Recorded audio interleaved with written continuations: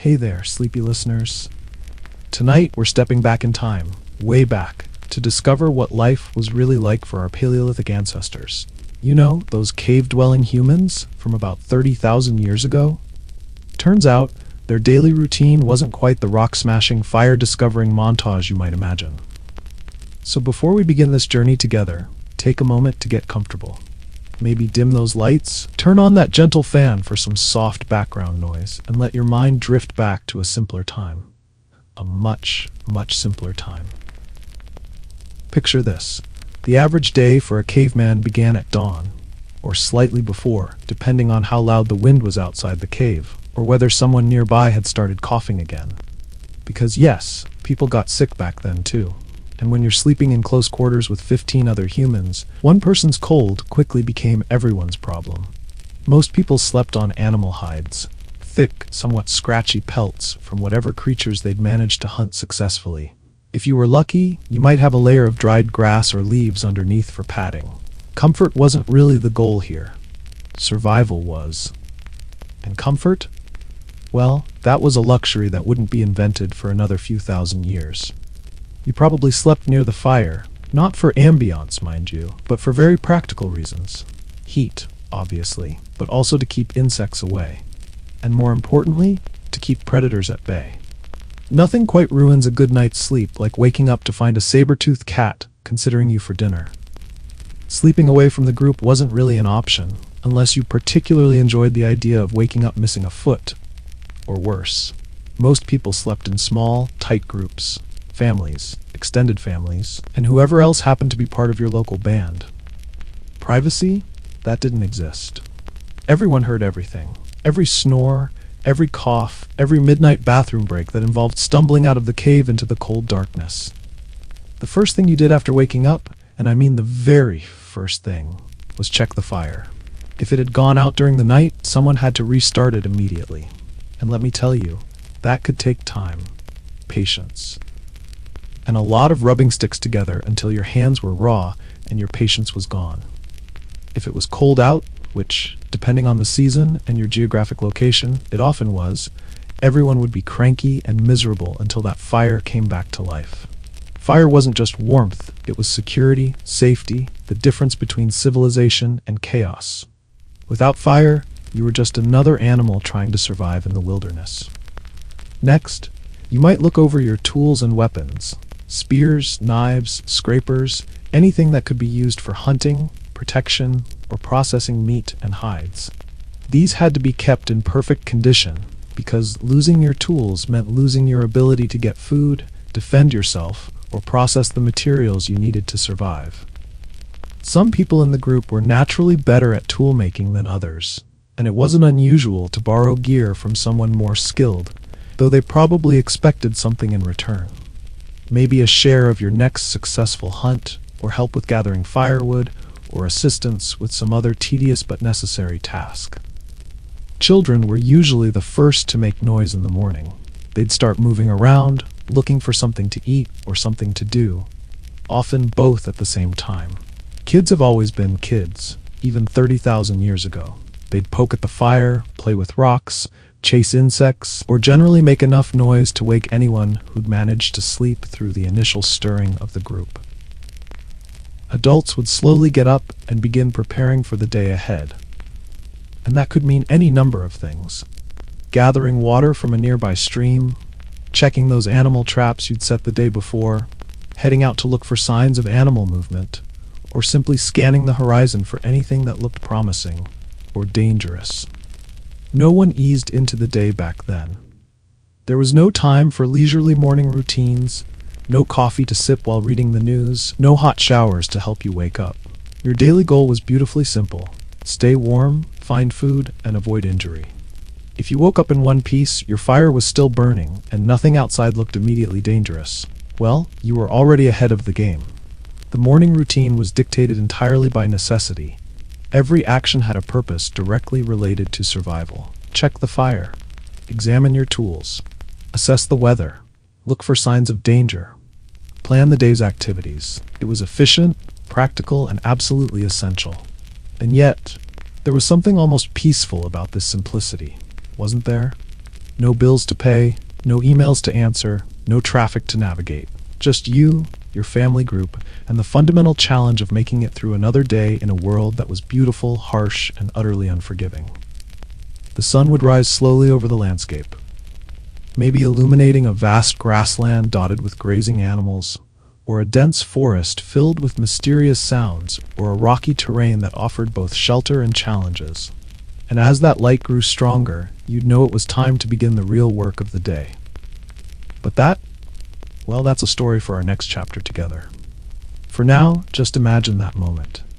The quiet stirring of an ancient camp, the crackle of a newly fed fire, the soft sounds of people beginning another day in humanity's endless struggle to survive and thrive.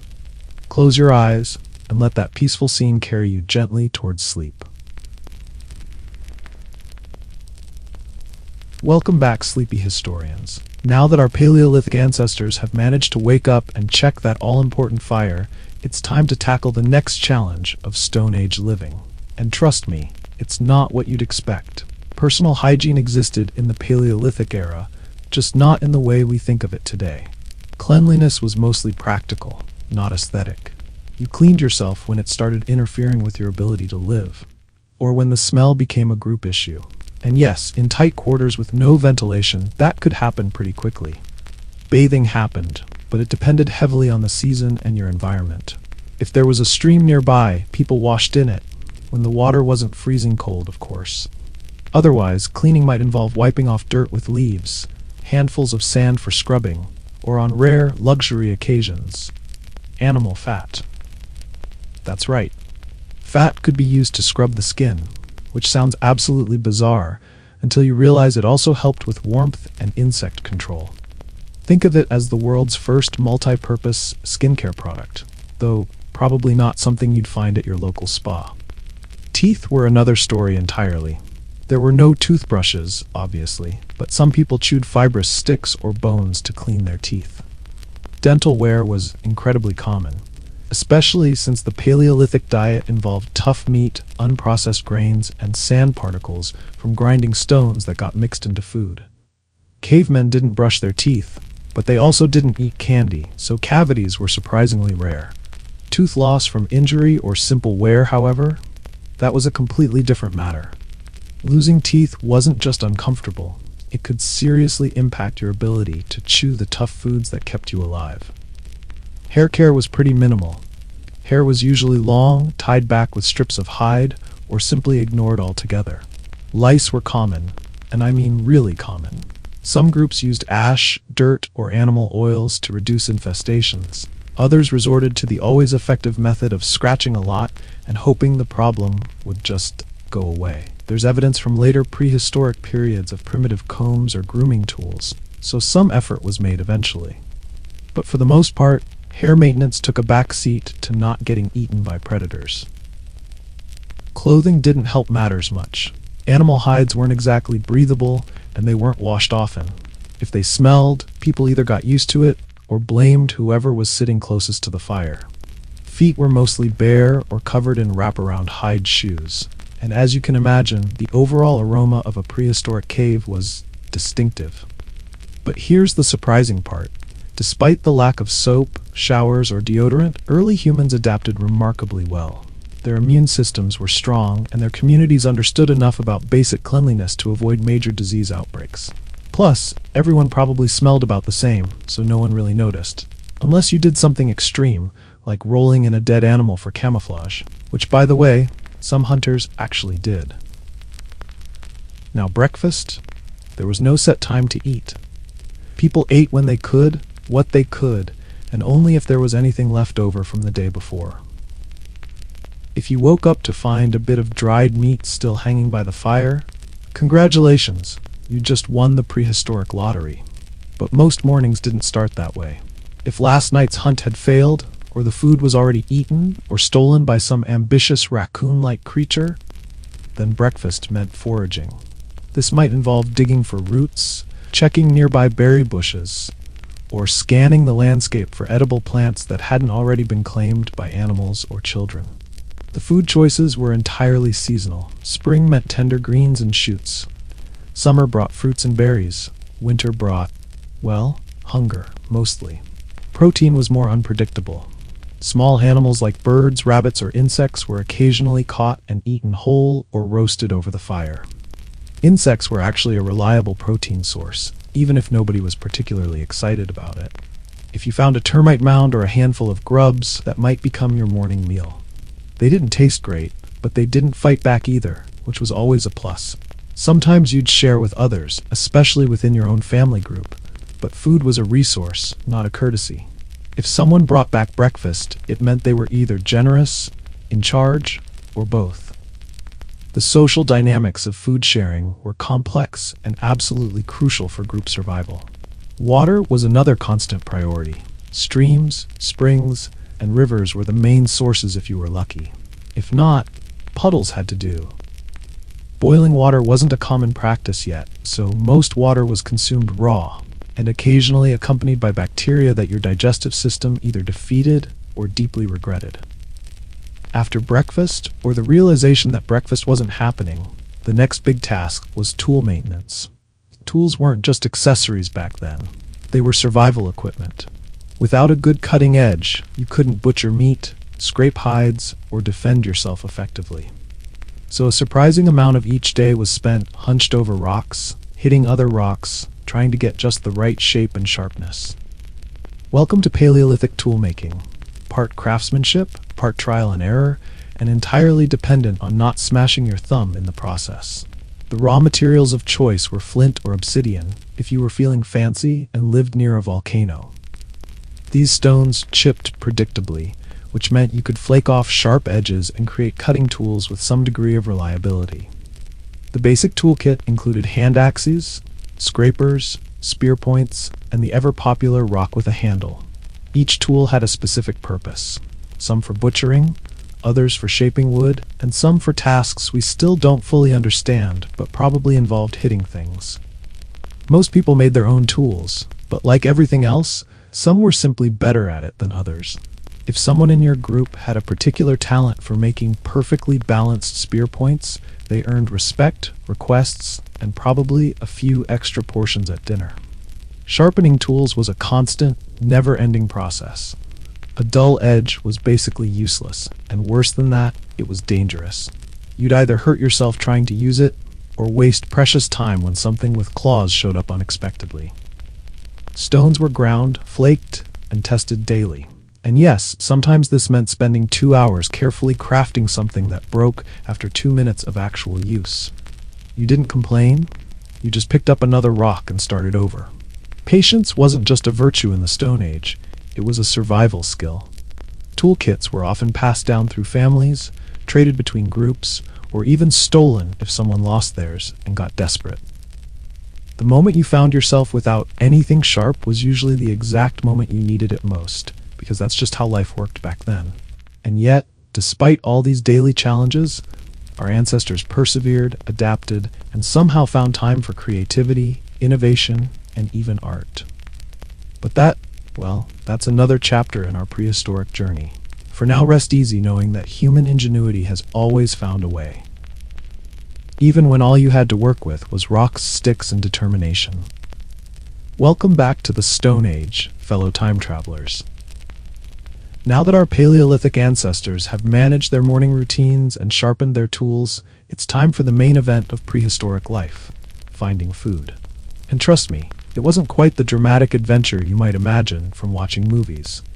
Once the tools were ready and breakfast, or the lack thereof, had been resolved, it was time to tackle the day's most crucial challenge, the hunt. But hunting in the Paleolithic world wasn't a solo hobby, it was a full team operation, often involving every able-bodied member of the group, plus one guy who mostly shouted useful things like, "Go left," and "That's not a deer." Large animals were the ultimate jackpot. Mammoths, bison, wild horses, anything big enough to feed the entire group for a week was absolutely worth the considerable risk. But these creatures weren't just standing around waiting to be speared. They were fast, heavy, and had absolutely no patience for hairless bipeds carrying wooden sticks. Planning a hunt took real coordination and strategy. Scouts went ahead to track herds and assess their movements. Others prepared traps, Pits covered with branches, natural choke points near rivers, or if the group was feeling particularly ambitious and slightly reckless, steep cliffs that could serve as natural drop-offs. Then came the actual ambush. Lots of yelling, spear throwing, and a considerable amount of running in various directions. The hope was that something large and meaty would go down, preferably before someone in your own group did.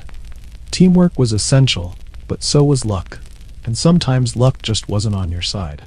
For smaller game, deer, boar, or even rabbits, the process was somewhat more straightforward. Spears, clubs, and clever ambushes were the weapons of choice. Traps and snares helped too, especially for solo hunters or small group expeditions. But even with smaller animals, things frequently went wrong. One misstep, and suddenly you were chasing a very annoyed pig through dense woods while trying to explain to your hunting party how you almost had it. The wind shifted was a popular excuse. So was blaming whoever sneezed during the crucial ambush moment. Hunting required stealth, patience, and the ability to remain perfectly quiet, which was challenging when half your group had seasonal allergies. Sometimes the hunting party came back victorious, dragging meat, bones, and considerable bragging rights. Other times they returned with nothing but scrapes, bruises, and increasingly creative excuses about why the hunt failed. Bad weather, poor tracking conditions, or that classic explanation, the animals were acting weird today. Meat wasn't just food, it was status and social currency. The person who delivered the killing blow often earned first pick of the choicest cuts, more respect from the group, and fewer mundane chores that evening. But sharing was still common and expected. You needed your group to survive, and burning bridges over a piece of mammoth steak led to very awkward silences around the fire. Hunting wasn't just about survival, it was teamwork, risk assessment, and real-time strategy, all while trying not to get trampled, gored, or generally mangled by creatures that outweighed you by several hundred pounds. But not everyone in the Paleolithic world spent their days chasing mammoths. Some people had a much more practical and, frankly, more successful job, finding things that didn't fight back. Foraging wasn't as dramatic as hunting, but it was absolutely essential, and honestly more reliable most of the time. You didn't always catch a deer, but odds were pretty decent you'd find a berry bush somewhere. The foraging crew, often made up of women, older adults, and kids who weren't quite old enough to throw a spear without hitting a tree, covered a lot of ground each day. They searched for edible plants, berries, nuts, roots, seeds, mushrooms, and anything else that didn't taste like immediate regret. Knowing what was safe to eat was a matter of experience, careful observation, trial and error, and unfortunately, the occasional funeral when someone got it wrong. Foragers developed incredibly detailed mental maps of their territory. They remembered which valleys had the best tubers, which trees dropped the most nutritious nuts, and which plants looked perfectly edible but would definitely give you hallucinations, or worse. This knowledge was passed down very carefully from generation to generation. Mistaking a poisonous plant for a harmless one could turn your afternoon snack into a medical emergency. And medical care in the Stone Age was, well, let's just say it was limited. But foraging wasn't all safe and slow-paced. Sometimes foragers had to deal with wildlife competition too. Competing with birds, squirrels, or even bears over the same berry bushes was a very real challenge. And stepping into a wasp nest while reaching for honey? That was a mistake absolutely no one made twice, voluntarily. Foraging also meant multitasking. While gathering food, people might also collect firewood, feathers for arrows, bark for various uses, or herbs that served as primitive medicine. Children tagged along on these expeditions, learning the essential skills through observation and hands-on experience, and occasionally trying to eat things they definitely shouldn't. You had to keep a careful eye on the kids, while simultaneously arguing with other adults about whether that particular mushroom looked suspicious this time. Parenting while foraging required serious multitasking abilities and a lot of patience. The food gathered during these expeditions was often more reliable than the results of hunting expeditions. Plants don't run away when they see you coming, nuts don't try to stab you with tusks, and if you timed the seasonal cycles correctly, a single day's harvest could feed the group for several meals. or at least provide snacks between failed hunting attempts.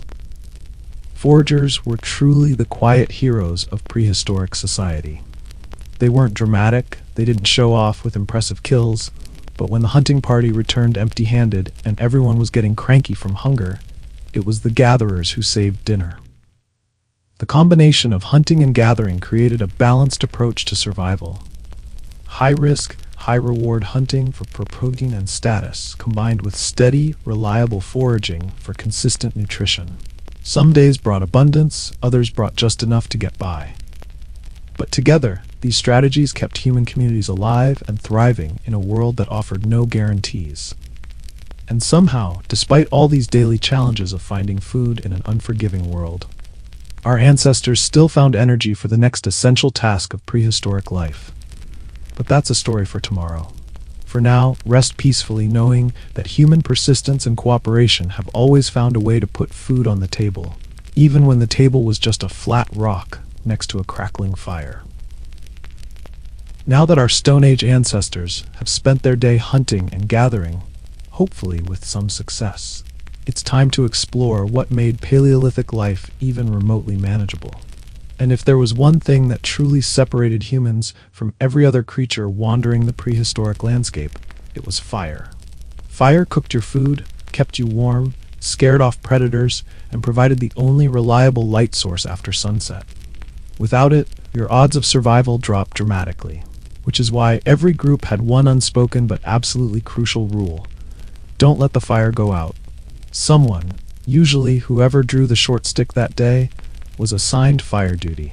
This meant keeping a constant eye on the flames, feeding them with dry wood, and occasionally panicking when the wind shifted unexpectedly or the coals looked dangerously dim. It wasn't glamorous work, but it was absolutely essential. You could go without breakfast if you had to. You could even limp through a disappointing hunt. But if the fire went out, now that was a genuine group emergency. Everyone stopped what they were doing to help restart it, because without fire, you weren't just uncomfortable, you were vulnerable. Starting a fire from scratch wasn't easy. It involved friction-based tools like fire drills, or the exhausting process of spinning sticks over dry wood until your hands were raw and your patience completely gone. If your hands were cold, or your materials were even slightly damp, you could be there all day, desperately hoping that a tiny ember would show you some mercy. This is exactly why many groups tried to keep a single fire burning continuously, even when moving camp. In some cases, someone literally carried a glowing coal, carefully wrapped in moss or bark, to keep the flame alive during travel. This person had one job, and the pressure was absolutely real. Mess up, and everyone spent a cold, miserable night trying to create sparks from nothing. Fuel collection was part of the daily routine too. Dry wood, kindling, animal dung. Basically anything that burned without exploding was considered fair game. Children often helped with this task, though they sometimes brought back things that looked flammable but absolutely weren't, like wet logs that had been sitting in a stream or half-buried mushrooms that just created smoke. Fire maintenance also had an important social dimension. The fire pit was the center of camp life, the original living room, if you will. People gathered around it to share food, tell stories, and settle the day's minor disputes. They'd argue about whose turn it was to keep watch, who had the best hunting story, and whether that weird noise outside was worth investigating. But here's the thing. If someone fell asleep during their fire duty shift, it could literally freeze everyone to death. No one got praised for keeping the fire going. It was just expected. But if it went out on your watch, there were no excuses. Just a lot of angry, shivering people, and the dreaded sentence, "Guess who's making sparks tonight?" Now, contrary to popular belief, not every prehistoric person lived in a cave. Caves were absolutely wonderful if you could find one. Natural shelter, wind protection, and built-in walls that kept out most of the weather. But they weren't always available, especially if other groups, or large, unfriendly animals, had already claimed the good ones. So, like any resourceful humans, early people built their own homes, sort of. Construction in the Paleolithic era wasn't about aesthetics or curb appeal. There were no blueprints, no architects, and certainly no HOA regulations to worry about. The main goal was beautifully simple: keep the weather out and the people in. If you lived in an area without suitable caves, you probably built temporary huts or shelters from whatever materials were available: wood, bones, mud, grass, and anything else that wasn't actively trying to escape. The framework might be branches lashed together with animal sinew, or even mammoth ribs if you'd had a particularly successful hunt. Then you'd cover this framework with hides, bark, or packed dirt. The end result was usually a lopsided structure that leaked only slightly less than standing outside in the rain. Building was definitely a group effort. One person held the supporting sticks, another did the tying, and someone else stood nearby, pretending they knew what they were doing. If your shelter collapsed halfway through construction, which happened frequently, nobody was particularly surprised. You just picked up the pieces and tried again, this time with extra support sticks and a lot more hope than actual engineering knowledge. Weather was always a constant challenge.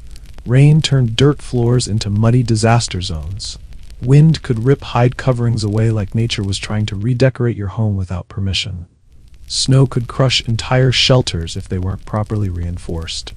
That's why some groups built seasonal structures, light summer huts that could be quickly abandoned when it was time to move, and heavier winter shelters designed to survive months of brutal cold. Insulation was a luxury. If you were lucky, animal hides covered the walls and floors. If not, you simply layered up with whatever clothing you had and complained quietly to yourself. The fire always stayed in the center of the shelter, ideally with a hole in the roof to let smoke escape, though it usually let in just as much cold air, which somewhat defeated the purpose. Furniture? Not really. Maybe a flat rock to sit on, a designated sleeping area, and perhaps a pile of hides for extra comfort. True luxury was finding a warm corner with minimal drafts and a roof section that didn't drip constantly during rainstorms. Parenting in the Paleolithic era came with absolutely no instruction manuals, no parenting podcasts, and definitely no baby strollers. Once a child was born, you were immediately responsible for keeping a small, loud, very fragile human alive in a world full of cliffs, predators, and sharp objects, all while maintaining your own survival and sanity. Childbirth itself was a community event, painful, messy, and genuinely risky. If you survived the birth, congratulations. Now came the real challenge: keeping your child warm, fed, and safe from their own dangerous curiosity, which seemed to involve putting their fingers into the fire, chasing small animals, or trying to eat random objects they found on the ground. There were no diapers back then. Babies were swaddled in soft hides or plant fibers, and cleanup was just another part of daily life. You learned quickly to always set them down on rocks when possible. Much easier cleanup than trying to scrub organic matter out of animal fur. Discipline was practical and immediate. If a child wandered too close to a cliff edge, you didn't give them a timeout or a lengthy explanation about safety. You grabbed them by whatever was handy and made your point very clearly. No, fall, bad. The stakes were simply too high for gentle parenting techniques. But Paleolithic childhood wasn't all danger and stern warnings. Kids played constantly with sticks, stones, feathers, insects, basically anything that looked remotely interesting. Play was how they learned essential skills. A child who enjoyed throwing rocks might eventually become the tribe's best hunter. A kid who sat quietly and watched the adults might develop into a skilled toolmaker or healer. No one asked children, "What do you want to be when you grow up?" You simply became whatever your natural abilities and survival circumstances required. There was no formal education system, just observation, repetition, and learning through trial, and occasionally error. And somehow, despite all these challenges, despite the constant dangers, the lack of modern conveniences, and the daily struggle for survival, families thrived, children grew up, and human communities found ways to support each other through the endless cycle of seasons and challenges. The warmth of that fire wasn't just physical heat. It was the center of human connection, the place where knowledge was shared, bonds were formed, and the long story of human civilization quietly began. Rest easy tonight, knowing that the same drive for family, safety, and community that kept our ancestors alive still burns bright in all of us.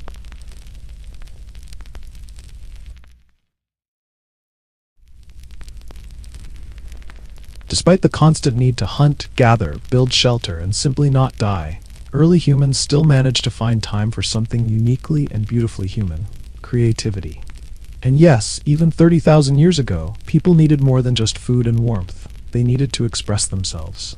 Art existed in the Paleolithic world, and while our ancestors didn't have galleries, museums, or the phrase "that's very abstract," they did have walls. Big, cold cave walls that apparently just begged for decoration. And someone, somewhere, decided those blank surfaces needed a little improvement. The earliest known cave paintings date back over 30,000 years, with famous examples found in places like Lascaux and Chauvet in what we now call France. These weren't random doodles or prehistoric graffiti. They featured animals like bison, deer, horses, and mammoths, often drawn with surprising accuracy and a real sense of movement. Some paintings had lines showing motion, others included dots, handprints, or mysterious symbols whose meaning we still haven't figured out after all these centuries. What tools did they use for these masterpieces? Nothing fancy, just natural pigments like charcoal, ochre, and manganese. Crushed minerals mixed with water, animal fat, or even spit for the right consistency.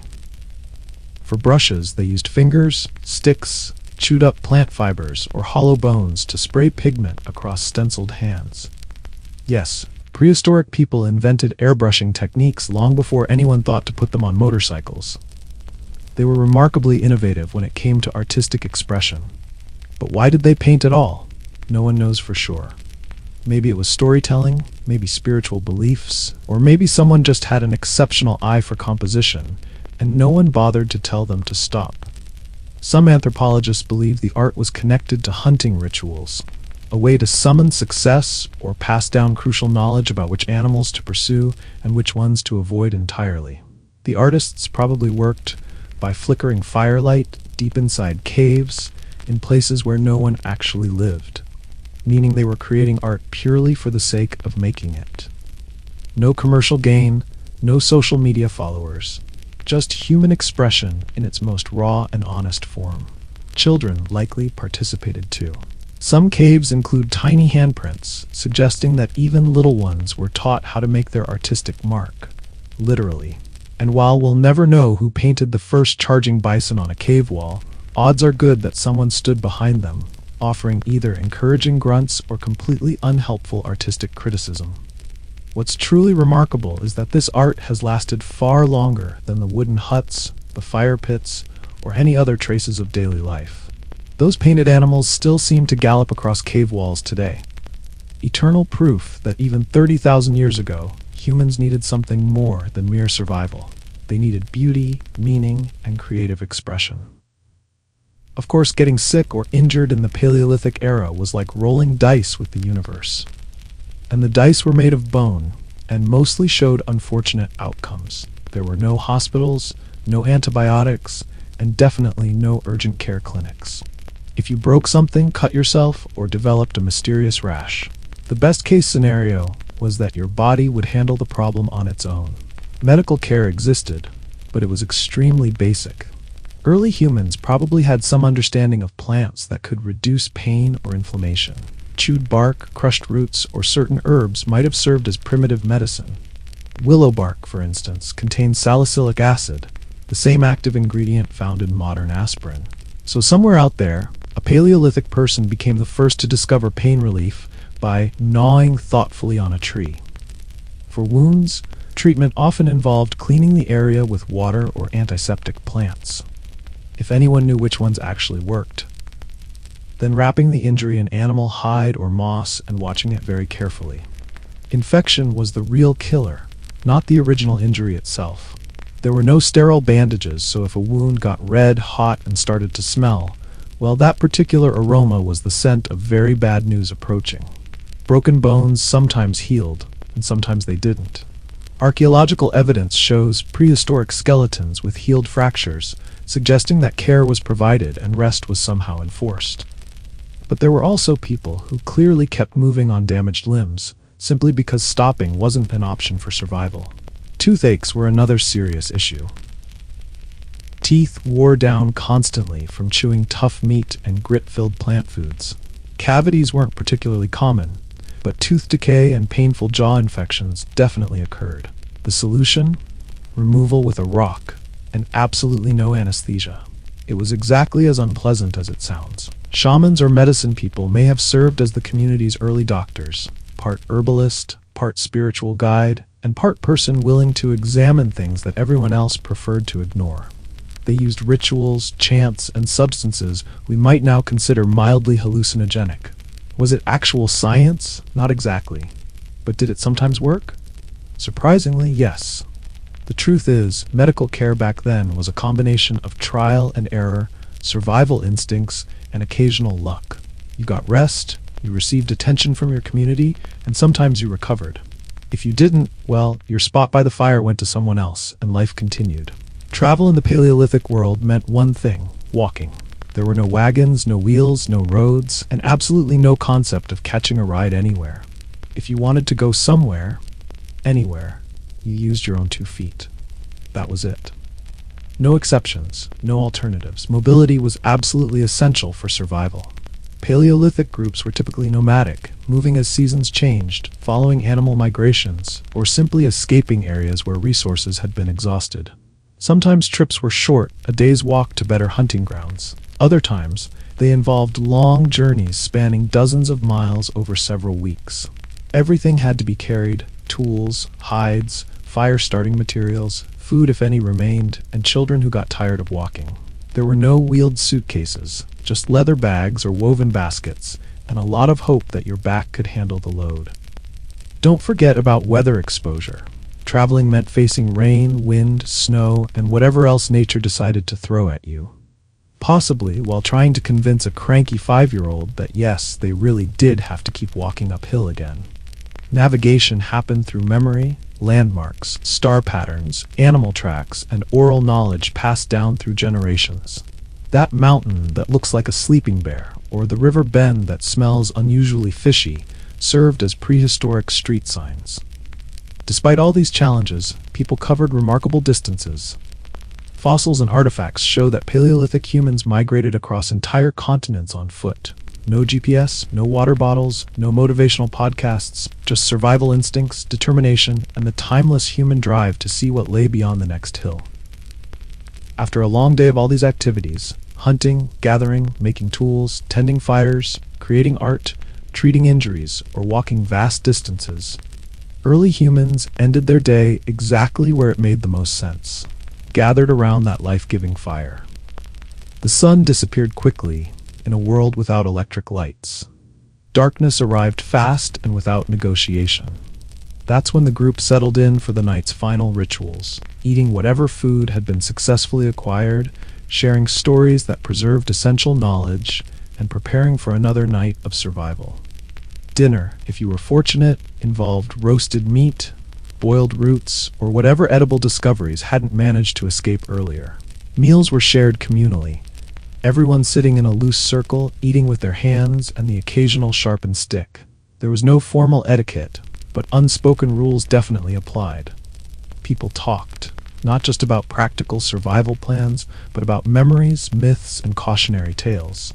Oral storytelling was the Paleolithic version of evening entertainment, minus the buffering delays. These stories passed down crucial knowledge, entertained restless children, and probably exaggerated everyone's daily accomplishments by at least 30%.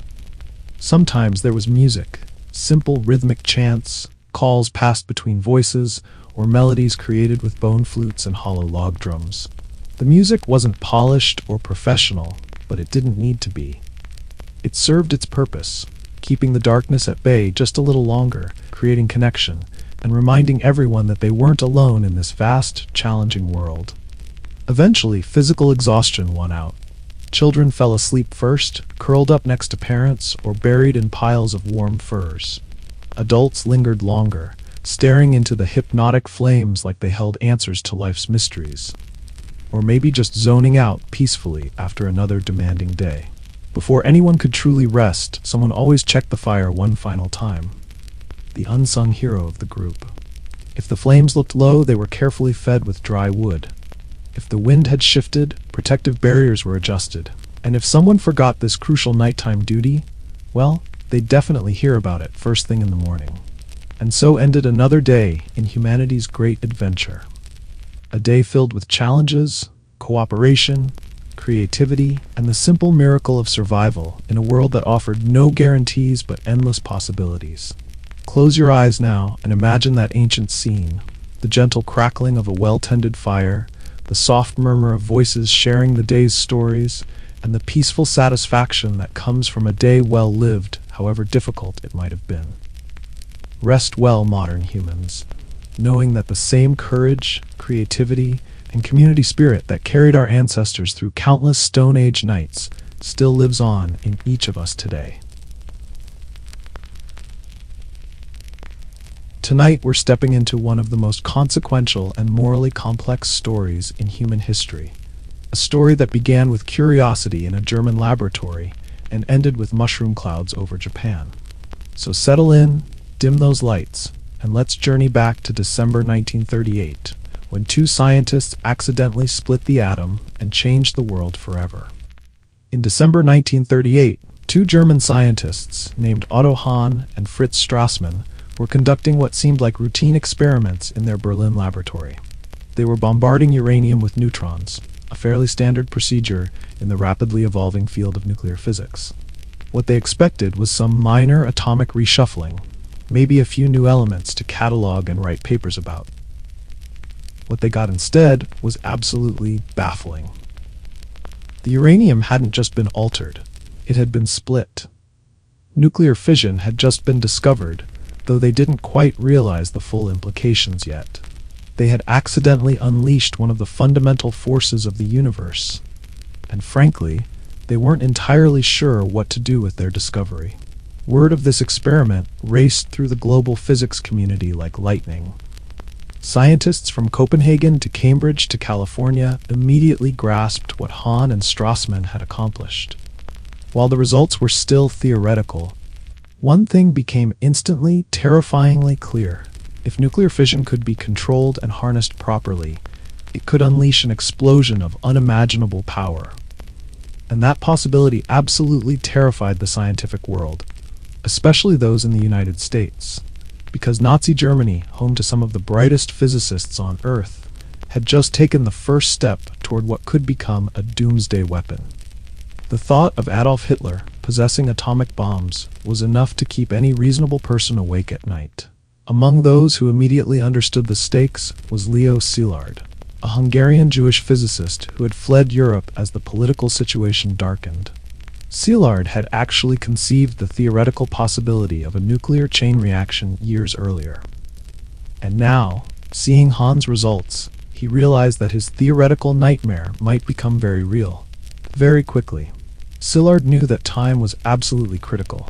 If German scientists were already working on nuclear fission, and they had a significant head start, the Allies needed to catch up immediately. But how do you convince an entire government to fund what sounds like science fiction? How do you explain that splitting invisible atoms could determine the outcome of a world war? The answer, Szilard decided, was to find the most famous scientist in the world. Someone whose name carried enough weight to get serious attention from serious people. And in 1939, that person was undoubtedly Albert Einstein.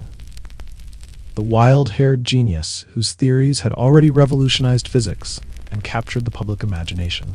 Together, Szilard and Einstein drafted a letter to President Franklin D. Roosevelt, warning that Nazi Germany might be developing atomic weapons and urging the United States to begin its own nuclear research program immediately. Einstein's signature on that letter carried enormous credibility. This wasn't some crackpot theory from unknown researchers. This was Albert Einstein himself saying that atomic bombs were not only possible but potentially imminent. The letter was delivered to Roosevelt in October 1939. Less than 2 months after World War II had officially begun with Germany's invasion of Poland.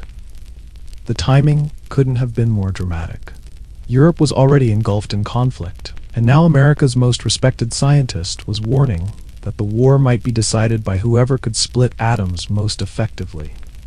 Roosevelt didn't immediately rush into action, but he didn't ignore the warning either. The president was a practical politician who understood that wars were won with resources, strategy, and technology. If there was even a chance that atomic weapons were feasible, America needed to explore that possibility before their enemies did. Roosevelt formed an advisory committee on uranium, a small, quiet group tasked with investigating whether nuclear weapons were actually practical.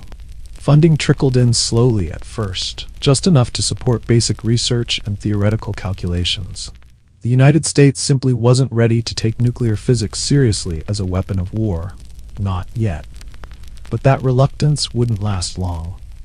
By 1941, the British had conducted their own studies and confirmed that atomic bombs were not just possible.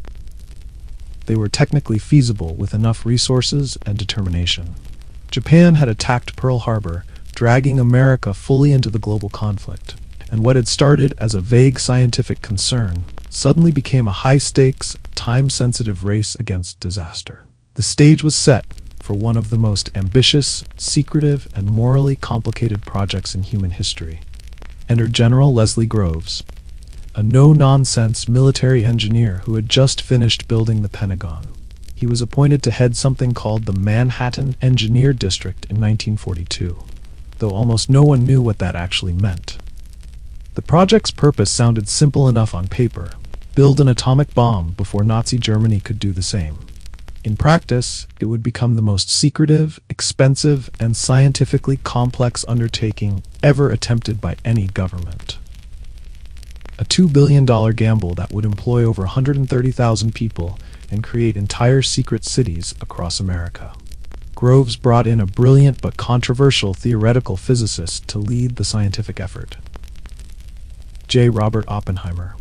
Charismatic, intellectual, and slightly dramatic, Oppenheimer was a man who could calculate particle probabilities in the morning and quote Sanskrit poetry over dinner. He was exactly the kind of person who might be able to turn theoretical physics into practical destruction. Together, Groves and Oppenheimer launched what would become known as the Manhattan Project, a massive, hidden enterprise that would stretch across the American continent and involve some of the brightest minds of the 20th century. Their mission was both simple and impossible: harness the power of the atom before their enemies could do the same. What followed was a race against time, against Nazi scientists, and ultimately against the moral implications of what they were creating. Because while they were trying to end a war, they were also building something that could potentially end civilization itself. And that extraordinary, troubling story, well, that's what we'll explore together in the chapters ahead.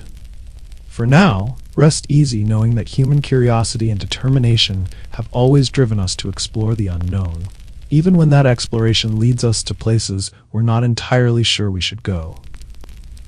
Now that we've seen how nuclear fission was discovered and how Einstein's letter reached President Roosevelt, it's time to explore what happened when America decided to build the impossible.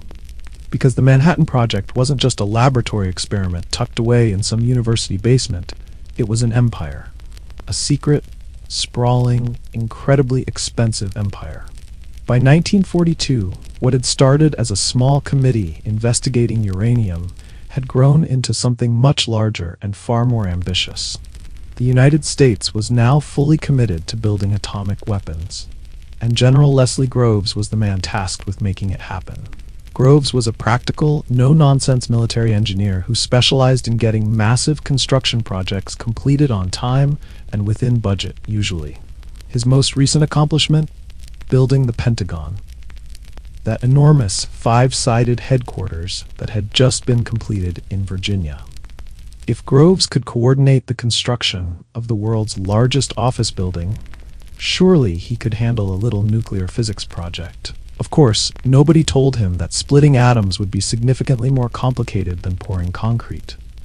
The Manhattan Project required 3 main facilities, each located in a different part of the country, each serving a crucial but distinct purpose. This wasn't just about keeping all your eggs out of one basket. It was about creating an entire infrastructure for atomic weapons production.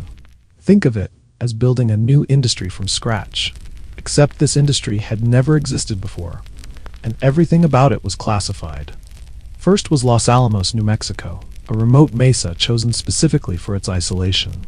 This would serve as the brain of the operation. where theoretical physics would meet practical engineering. Here, J. Robert Oppenheimer would assemble what amounted to a dream team of scientists. Brilliant minds from universities across America and Europe, many of them refugees fleeing fascism in their home countries. These scientists included names like Niels Bohr, Enrico Fermi, and Richard Feynman. Nobel Prize winners and future Nobel Prize winners all gathered in the New Mexico desert to solve the most complex puzzle in human history. Many of them had no idea what they were truly building when they first arrived. They'd been told it was important war work, but the specifics were revealed gradually on a strictly need-to-know basis. Second was Oak Ridge, Tennessee, where entire factories, as long as several football fields, were built essentially from nothing. Their mission was to enrich uranium, specifically to separate the rare uranium-235 from the much more common uranium-238. The problem was that uranium-235 made up less than 1% of natural uranium, and separating it required techniques that had never been attempted on an industrial scale. Engineers tried everything they could think of: gaseous diffusion, electromagnetic separation, even devices called calutrons that used powerful magnetic fields. Thousands of workers, most of them women, operated complicated machinery they didn't understand, never knowing they were helping to enrich fuel for atomic bombs. They were told they were contributing to the war effort, which was true, but the full truth was far more complex. Third was Hanford, Washington, where plutonium was being created in massive nuclear reactors built in the middle of absolutely nowhere. Plutonium didn't occur naturally in usable amounts.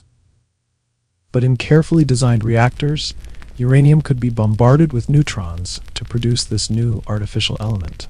Then it had to be extracted, refined, and shipped to Los Alamos for weaponization. The Hanford reactors ran around the clock, creating not just plutonium, but also radiation, contamination, and environmental problems that wouldn't be fully understood for decades. This was the birthplace of the nuclear age's environmental costs, though at the time, winning the war took priority over long-term consequences. Over 130,000 people worked on the Manhattan Project, more than the entire population of many American cities at the time. They built secret towns, complete with housing, schools, stores, and even recreational facilities. Mail was censored, phone calls were monitored, and workers were told only what they absolutely needed to know to do their jobs effectively. These weren't just scientists and engineers. They were construction workers, secretaries, janitors, cooks, and security guards. Entire families moved to these mysterious new communities, often without knowing exactly what their spouse or parent was working on. Children grew up in places that didn't appear on any public maps, places that officially didn't exist. Even Vice President Harry Truman had no idea what the Manhattan Project was until April 1945, when he suddenly became president following Roosevelt's death. Imagine being briefed on a $2 billion secret program that employs more people than most states. And you're just learning about it for the first time as the nation's new leader. The security around these facilities was unprecedented. Workers needed special passes to move between different areas within the same site. Compartmentalization was the rule. If you worked on uranium enrichment, you didn't know about plutonium production. If you understood one part of bomb design, you weren't told about other components. This wasn't just science. It was industrial, military, bureaucratic, and deeply human. People fell in love in these secret cities. They got married, had children, celebrated birthdays, and dealt with everyday problems, all while contributing to the most destructive weapon ever conceived. They experienced normal life in the most abnormal circumstances imaginable. The project had become a hidden America, a parallel society devoted entirely to atomic weapons development. And with each passing month, each successful experiment, each technical breakthrough, they were moving closer to building something that would change warfare forever. But the human cost was already accumulating. Radiation exposure, industrial accidents, the psychological strain of working on something so momentous and so secret. And still, most of the workers had no idea what they were actually creating. They just knew it was important, classified, and somehow connected to ending the war. The Manhattan Project had grown from Einstein's letter into the largest, most expensive, most secretive undertaking in American history.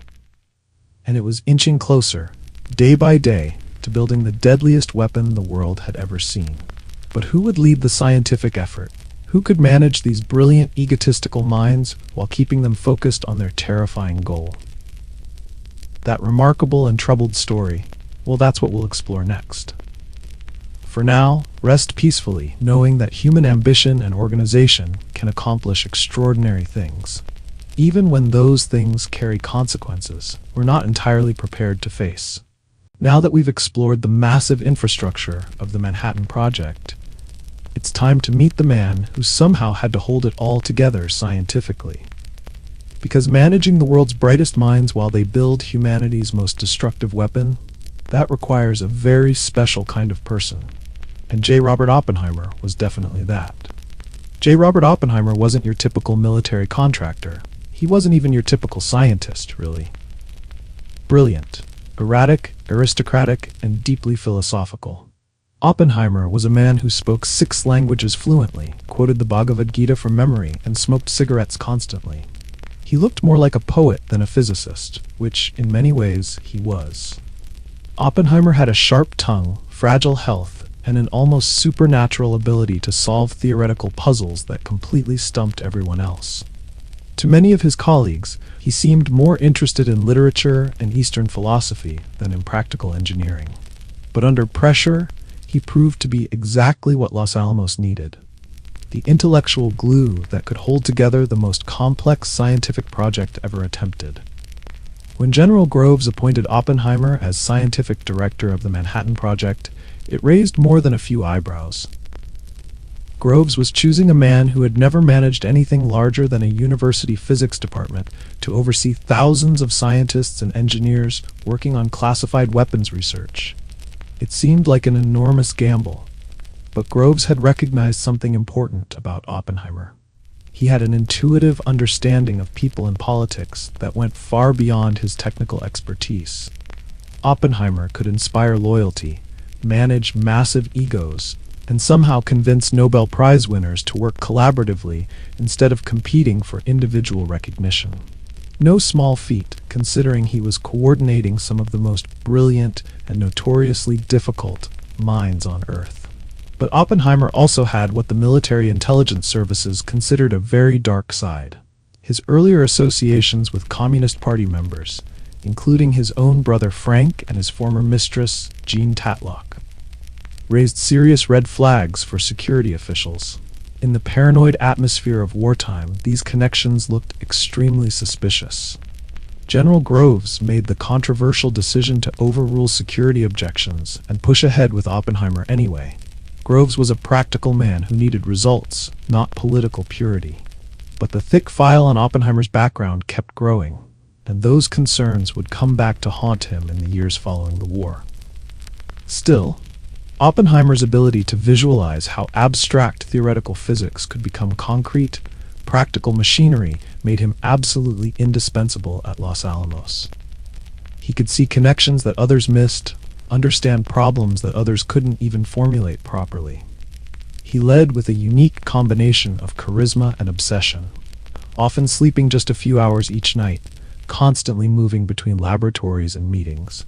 You could find Oppenheimer racing between chalkboards covered in complex equations and conference rooms full of heated arguments, scribbling formulas, debating bomb designs, and chain-smoking his way through 18-hour workdays. He was literally at the center of everything: atomic configurations, bomb casing designs, neutron reflectors, even the seating arrangements at scientific briefings. He was also becoming painfully aware of the moral implications of what they were creating. Oppenheimer had initially believed that beating Nazi Germany to atomic weapons was morally necessary, a defensive measure to prevent Hitler from gaining ultimate military power. But as 1945 progressed and Germany's own nuclear program collapsed, he grew increasingly uneasy about the project's direction. The bomb was no longer just a defensive weapon against fascism. It was rapidly becoming a political and strategic tool that could reshape global power relationships forever. This paradox began to haunt Oppenheimer deeply. He had assembled the greatest minds of his generation to unleash destruction never before imagined in human history. Every scientific breakthrough brought them closer to success, but also closer to crossing a line that, once crossed, could never be uncrossed. Oppenheimer understood that they weren't just changing the nature of warfare, they were fundamentally altering humanity's relationship with power itself. In private moments, Oppenheimer expressed growing doubts about what they were building. In public, however, he remained focused on the technical challenges and the race against time. The contradiction was tearing at him. He was simultaneously the project's greatest advocate and its most troubled conscience. As the Los Alamos team finalized their bomb designs throughout 1944 and early 1945, one chilling truth became increasingly clear. They wouldn't just be testing a new weapon. They would be testing whether human beings could control the forces they were about to unleash, or whether those forces would ultimately control them. Oppenheimer knew that success would bring not just military victory, but moral responsibility on a scale that no individual or nation had ever faced before.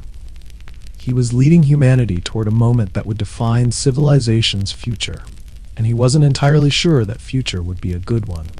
The weight of this knowledge showed in his increasingly gaunt appearance, his chain smoking, and his tendency to quote ancient Sanskrit texts about duty and destruction. He was becoming the reluctant prophet of the atomic age, a man who could see both the promise and the terrible danger of what they were creating. As the team moved closer to completing their first working atomic bomb, Oppenheimer found himself caught between scientific pride and moral terror. They were about to achieve something unprecedented in human history. But achievement and wisdom, he was learning, were not necessarily the same thing. The moment of truth was approaching rapidly, and with it, questions that would haunt Oppenheimer for the rest of his life. Questions about science, responsibility, and whether some knowledge comes at too high a price. But those profound moral challenges, well, that's a story for our next chapter together. For now, rest quietly knowing that even the brightest minds struggle with the consequences of their discoveries. And that wisdom often comes through questioning our greatest achievements. Now that we've met the brilliant and troubled mind of Robert Oppenheimer, it's time to explore how theoretical physics actually became practical destruction. Because by late 1944, the Manhattan Project was no longer an experiment or a race against German scientists. It had become an assembly line for Armageddon. Building a nuclear bomb, it turned out, wasn't like building a tank or an airplane. This was genuinely uncharted territory, and absolutely nothing came easily. The engineers, machinists, and physicists at Los Alamos were now focused on creating two completely different types of atomic weapons, each with its own terrifying complexity and unique engineering challenges. The first design was the uranium bomb, which the team nicknamed Little Boy. It relied on what seemed like a relatively simple principle: a gun-type mechanism that would fire one chunk of uranium-235 into another at extremely high speed. When these two pieces of fissile material came together, they would reach what scientists called critical mass, and you'd get a nuclear chain reaction. Simple in concept, absolutely horrifying in practice. The enriched uranium for Little Boy came from those massive facilities in Oak Ridge, Tennessee, arriving in tiny, hard-earned quantities that represented enormous effort and expense. Each gram of weapons-grade uranium had taken months to produce, and they needed over 60 kilograms for a single bomb. Every calculation had to be absolutely perfect, because there would be no test run for Little Boy.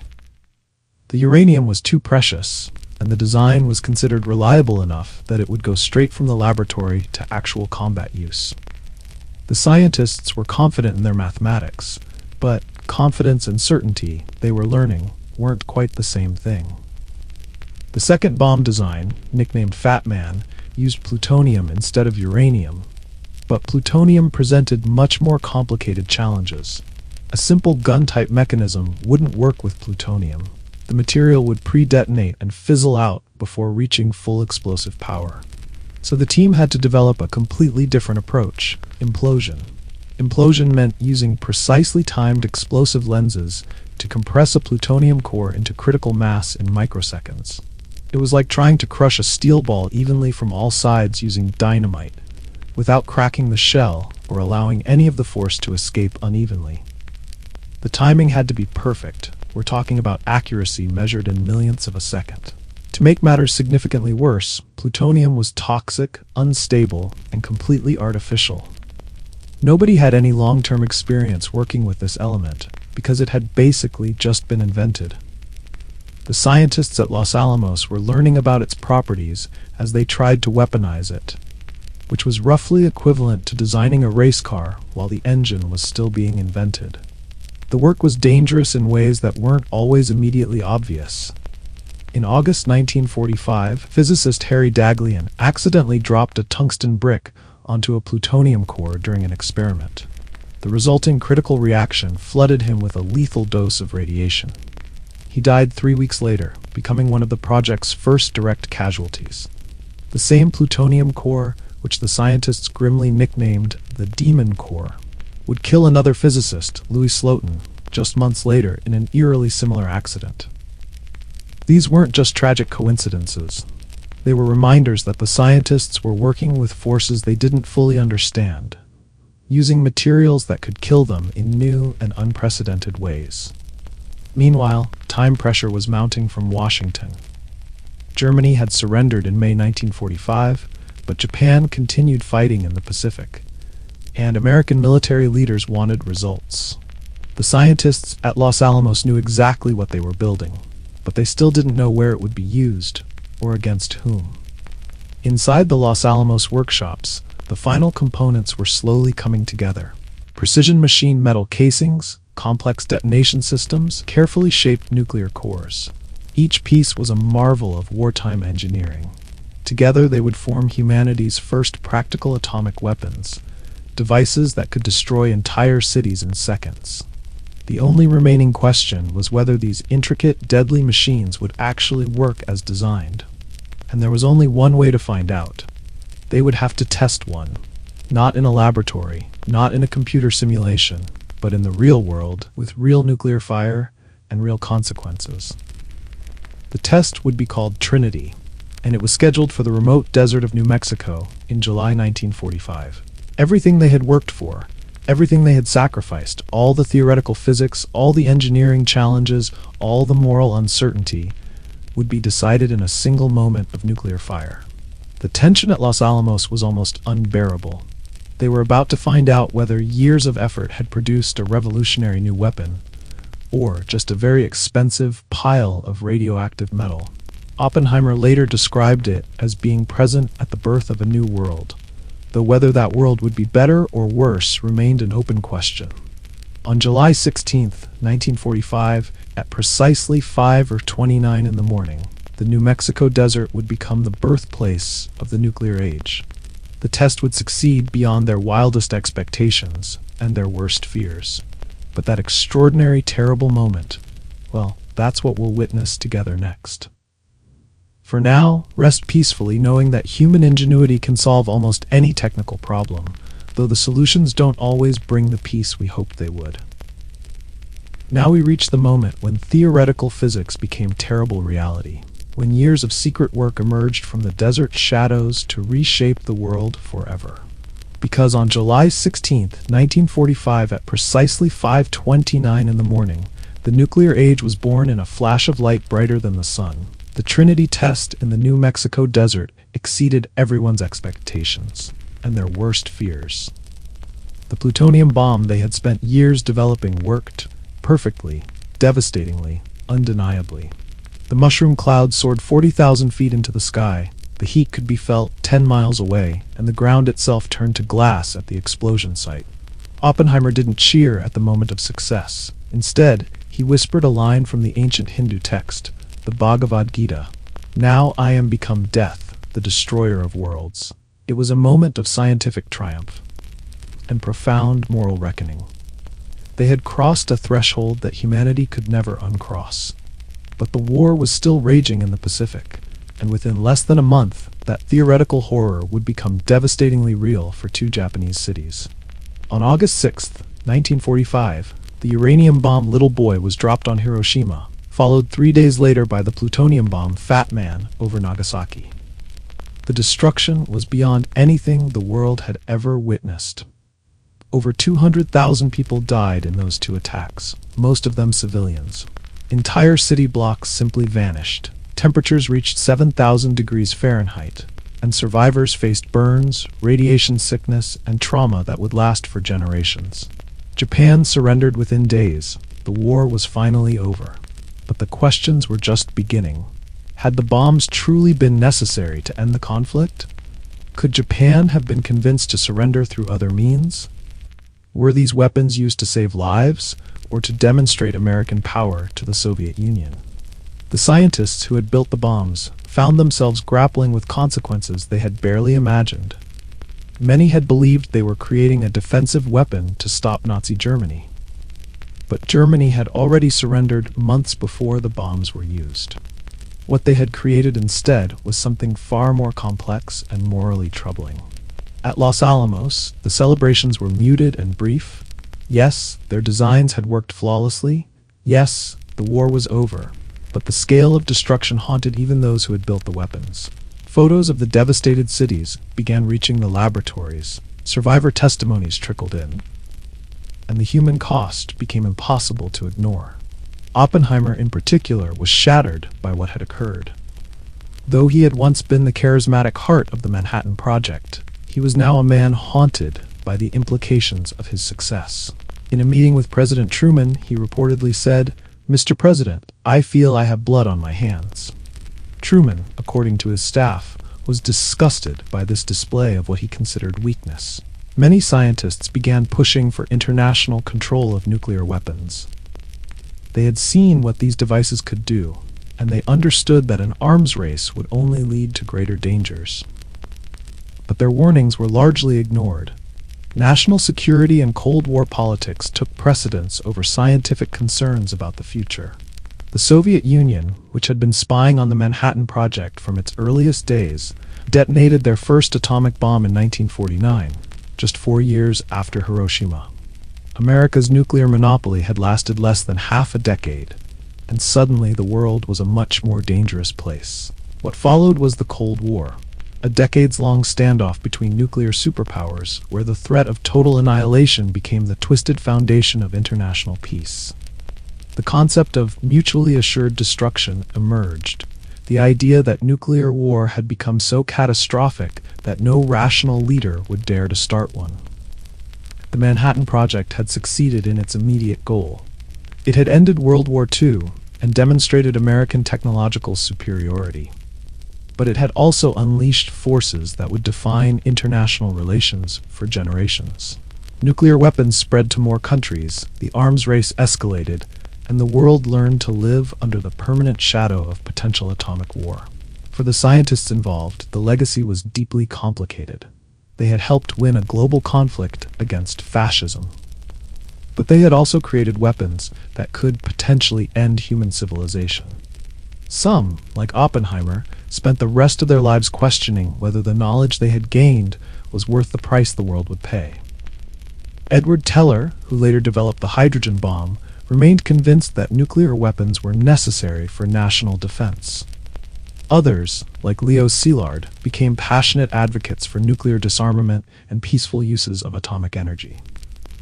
The scientific community that had been united during the war found itself deeply divided about the implications of their work. The Manhattan Project officially ended in 1946, but its impact continues to this day. Nuclear power plants generate electricity around the world. Medical isotopes save lives in hospitals, and space exploration relies on nuclear technology. But those same scientific principles also power weapons that could destroy civilization in less than an hour. Perhaps most remarkably, despite decades of international tensions and the spread of nuclear weapons to multiple countries, atomic bombs have been used in warfare only twice, both times in August 1945. Whether this restraint reflects human wisdom or simply good fortune, well, that remains an open question. The Manhattan Project remains one of history's most extraordinary achievements and one of its most troubling legacies. It demonstrated that human beings could unlock the fundamental forces of the universe. But it also proved that scientific knowledge carries moral responsibilities that extend far beyond the laboratory. As you drift off to sleep tonight, rest knowing that the same curiosity and determination that split the atom continues to drive human progress. Though we're still learning to use our knowledge wisely. The nuclear age began with a flash of light in the New Mexico desert, and it continues quietly and carefully in the choices we make about science, power, and the future of our world. Sweet dreams, thoughtful historians. May tomorrow's discoveries bring more wisdom than destruction.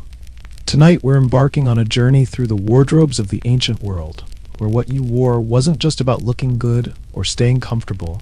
It was about broadcasting your identity, your social status, and most importantly, your relationship with the gods themselves. So settle in, dim those lights, and let's explore how our ancestors used fabric and jewelry to speak a language that transcended words. In ancient Mesopotamia, that fertile land between the Tigris and Euphrates rivers where civilization first bloomed, what you wore wasn't just about covering your body. It was about announcing to everyone around you exactly who you were in the complex hierarchy of early urban life. Fashion here was an elaborate code, and everyone from priest kings to humble farmers was expected to dress their part. The earliest Mesopotamian civilizations, Sumer, Akkad, Babylon, and Assyria, developed distinct clothing rules that were as rigid as their legal codes. For men, garments ranged from simple woolen skirts called konikes, worn by laborers and lower-class citizens, to long, elaborately fringed robes that marked the wealthy and powerful. But it was the fringe that really mattered. Those weren't just decorative tassels hanging from the hem of a garment. They were symbols of divine favor and earthly authority. The more layers, pleats, and intricate embroidery you could afford, the more powerful you were perceived to be. A king's robe might have multiple layers of fringe, each one representing a different aspect of his divine mandate to rule. Color was equally important and equally expensive. Deep reds, rich purples, and brilliant indigos weren't just visually striking. They were incredibly costly to produce. These dyes came from rare minerals, precious plants, and sometimes even tiny sea creatures that had to be harvested by the thousands. Wearing purple wasn't just a fashion choice. It was a financial statement that screamed wealth and authority to anyone who saw you. Women's clothing followed similar principles. Elite Mesopotamian women wore finely woven gowns that wrapped diagonally across the body, often leaving one shoulder elegantly bare. The quality of the weave, the richness of the dye, the amount of decorative fringe along the edges. All of these details immediately communicated a woman's social standing and family connections. Jewelry served as more than mere decoration. Gold necklaces, lapis lazuli earrings, and carnelian beads weren't just beautiful. They were believed to offer divine protection and demonstrate heavenly favor. The gods, according to Mesopotamian belief, appreciated beauty and craftsmanship. So wearing exquisite jewelry was actually a form of religious devotion. Even hairstyles carried deep meaning.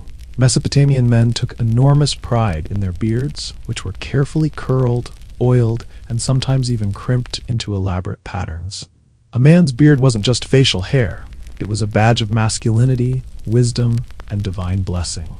The more intricate your beard styling, the more respect you commanded in society. Meanwhile, across the desert in ancient Egypt, fashion served an even more profound function. What you wore didn't just signal wealth or status. It reflected your connection to the eternal, your preparation for the afterlife, and your harmony with cosmic order. Egyptian clothing was about purity, power, and divine style, designed for both this world and the next.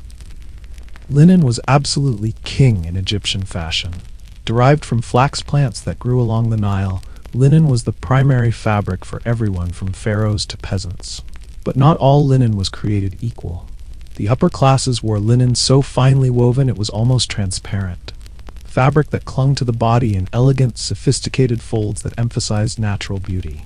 The whiter and finer your linen, the more it symbolized spiritual purity and divine favor. Pharaohs and nobility wore pleated kilts and robes with ornate sashes, often starched and shaped to create dramatic architectural silhouettes. The goal wasn't just to look impressive, it was to appear godlike, eternal, and worthy of divine protection. Egyptian women's fashion was both sensual and deeply symbolic. Elite women wore form-fitting sheath dresses called calasiris, tight garments supported by shoulder straps that left little to the imagination. But in Egyptian culture, beauty and fertility were considered divine virtues, so revealing clothing wasn't scandalous, it was sacred. Jewelry in Egypt was more than decoration, it was spiritual armor against the dangers of both life and death. Amulets shaped like scarabs, ankhs, and the Eye of Horus were worn constantly, not for fashion, but for protection. Gold was considered the flesh of the gods, incorruptible and eternal. So wearing gold jewelry meant carrying divine essence on your very body.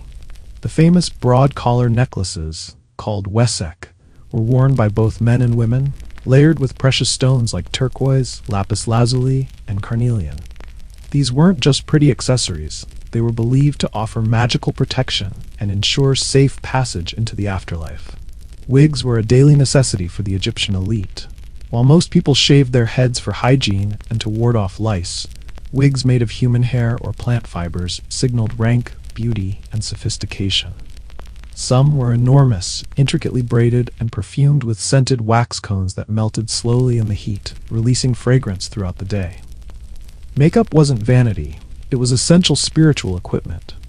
The famous kohl eyeliner wasn't just stylish, it protected the eyes from the sun's glare and was believed to ward off evil spirits. Both men and women wore green malachite eyeshadow and red ochre lip stain, because looking good wasn't just about personal pride, it was about honoring the gods who valued beauty above almost everything else. In both Mesopotamia and Egypt, fashion was never frivolous. It was a sacred language that spoke of power, piety, and preparation for eternity. What you wore determined how others saw you, how the gods judged you, and how history would remember you. These ancient civilizations understood something we sometimes forget, that clothing is never just about fabric and style. It's about identity, meaning, and the human need to express our deepest beliefs through the most visible aspects of our daily lives. And that profound understanding of fashion as communication. Well, that's a thread that weaves through every civilization we'll explore together. Rest peacefully tonight, knowing that the desire to look good and express meaning through clothing is as old as civilization itself. Now that we've explored how the ancient Egyptians and Mesopotamians used clothing to speak with the gods, it's time to journey west to civilizations that had very different ideas about fashion. Because while Eastern cultures dressed for divine favor, the Greeks and Romans dressed for civic virtue, turning clothing into a language of philosophy, citizenship, and imperial power. At first glance, ancient Greek fashion might seem refreshingly simple. Flowing fabrics, clean lines, minimal decoration, but look more closely, and you'll discover a world where every fold and drape carried deep meaning about identity, social status, and philosophical beliefs. In Greece, especially during the classical period, clothing wasn't about extravagance, it was about order, proportion, and living according to ancient ideals. Greek garments were typically made from rectangular pieces of wool or linen, artfully draped and pinned rather than cut and tailored like modern clothes. This wasn't a shortcut or a lack of sophistication. It was a deliberate philosophical choice. The Greeks believed that natural draping revealed the harmony between human form and divine proportion, making clothing itself a form of mathematical and aesthetic expression. The most iconic Greek outfit was the chiton, a simple tunic fastened at the shoulders and belted at the waist, but even something so basic carried subtle messages. Men's chitons were usually knee-length while women's reached the ankles. But even that seemingly simple difference was meaningful. Long chitons on men signaled youth, priesthood, or artistic temperament, while short ones meant athleticism, labor, or military service. Over the chiton, both genders might wear a himation, a large rectangular cloak draped over one shoulder. Philosophers became famous for wearing their himations wrapped tightly around their bodies, creating a dignified, austere look that perfectly mirrored their Stoic ideals. The himation became a silent advertisement for intellectual seriousness and civic virtue. Women also wore the peplus, a heavier woolen garment that was folded over at the top, creating a double layer across the torso. This fold, called the apoptygma, was both decorative and deeply symbolic. It highlighted feminine modesty and grace, qualities that Athenian society prized above almost everything else in women. Color in Greek clothing played a subtle but important role. White was strongly associated with purity and ceremonial occasions. Dark garments were worn during periods of mourning. Saffron yellow and rich purples appeared during special religious festivals or among the very wealthy. But patterns were generally minimal.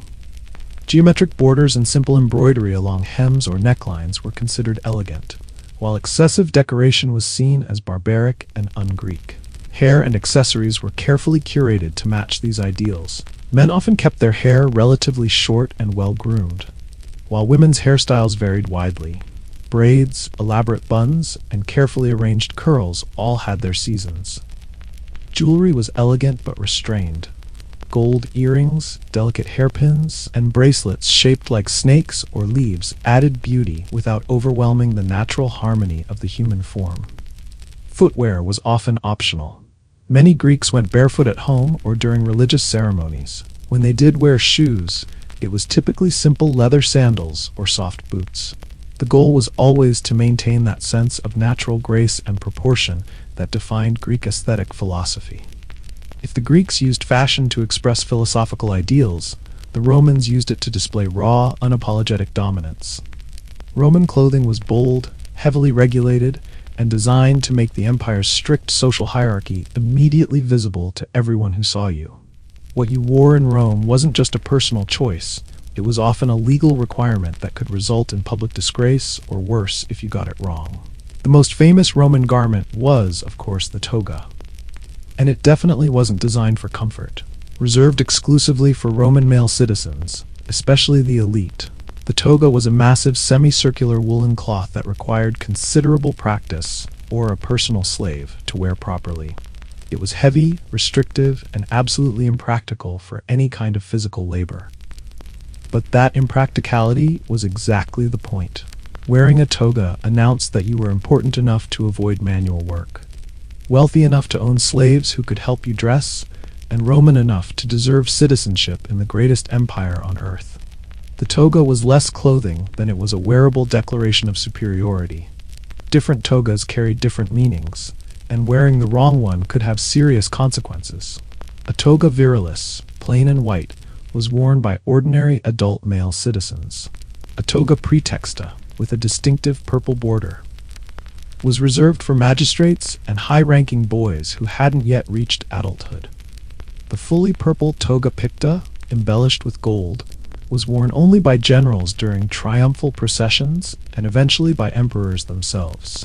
To wear the wrong toga wasn't just a fashion mistake, it was essentially impersonating someone of higher rank, which could result in anything from social humiliation to criminal charges. Roman fashion police were very real and very serious about enforcing these clothing codes. Underneath their togas, men wore tunics, simpler knee-length garments belted at the waist. But even tunics followed strict rules. Slaves wore rough, undyed versions. Freedmen might wear striped tunics to distinguish their new, albeit limited, status. Senators displayed purple stripes called latus clavis down the front, immediately identifying their high rank to anyone who saw them. Roman women, meanwhile, wore the stola, a long, flowing dress often paired with a palla, a shawl that could cover the head in public. But here, too, clothing served as moral and legal identification. Respectable married women wore distinctive stolas as badges of their chastity and virtue, while prostitutes were actually banned by law from wearing them, creating a literal fashion divide between dignity and disgrace. Roman jewelry was abundant and unapologetically luxurious. Rings, necklaces, fibulae brooches, and elaborate earrings weren't just decorations, they were currency, status markers, and political gifts, all rolled into one. Wealthy Roman women wore jewelry that would make modern celebrities envious, while their elaborate hairstyles, often piled impossibly high with curls, braids, and ornamental pins, required teams of skilled slaves to create and maintain. Even footwear carried meaning in Rome.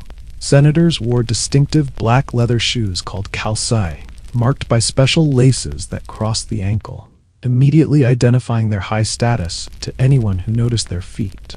In a society obsessed with hierarchy, even your shoes had to know their place. In Rome, fashion wasn't about individual expression or artistic beauty, it was about law, power, and imperial propaganda, wrapped in wool and silk.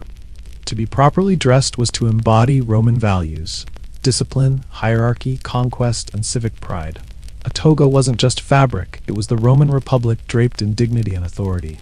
Both Greece and Rome understood that clothing could shape society as much as reflect it. Fashion became a tool for teaching virtue, enforcing order, and building the very identity of civilization itself. And that powerful relationship between clothing and culture. Well, that's something we'll see expressed very differently as we journey east to explore the magnificent fashion traditions of Persia and India. Rest peacefully tonight, knowing that the human desire to look dignified and meaningful is as eternal as marble columns and philosophical wisdom. Now that we've explored how the Greeks dressed for philosophical harmony and the Romans for imperial power, it's time to journey eastward to civilizations that approached clothing as something far more mystical. Because in ancient Persia and India, what you wore wasn't just about society or politics, it was about cosmic balance, spiritual purity, and your eternal relationship with the divine universe itself.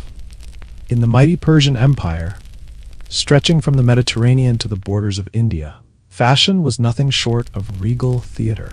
From Darius the Great to Xerxes, Persian rulers and nobles didn't simply dress to impress, they dressed to intimidate, to dazzle, and to embody the divine order of the cosmos itself. To witness a Persian nobleman enter a room was to see a human jewel box, shimmering with embroidered silks, gleaming gold ornaments, and sacred iconography that spoke of both earthly power and heavenly mandate.